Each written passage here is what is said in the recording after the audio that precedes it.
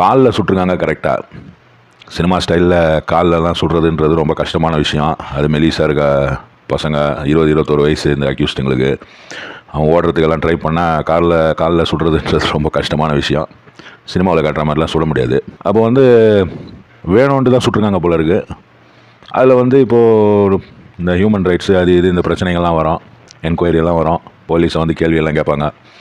ஆனால் அந்த கேள்வி கேட்க வேண்டியவங்க யோசிக்க வேண்டியது என்னென்னா, இந்த 3 பேர் பண்ணது சரியா, இந்த 3 பேர் பண்ணதுக்கு அந்த கேள்வியெல்லாம் தகுமா அப்படின்றது தான் அவங்க யோசிக்கணும்.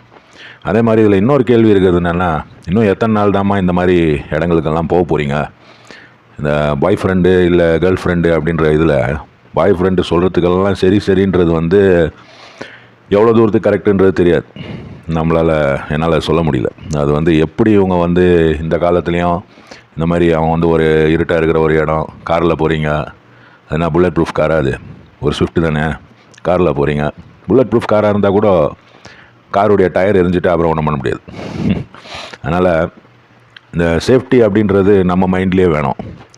நான் ஏன் அந்த இடத்துக்கு போனேன் அப்படின்ற கேள்வி நான் கேட்க மாட்டேன். எங்கே வேணால் போகலாம், யார் வேணால் எங்கே வேணால் போகலாம். இந்தியா சுதந்திரமான இடம், உலகம் எல்லாருக்கும் வாழறதுக்காக கடவுள் கொடுத்தது, இதெல்லாம் பேசலாம்.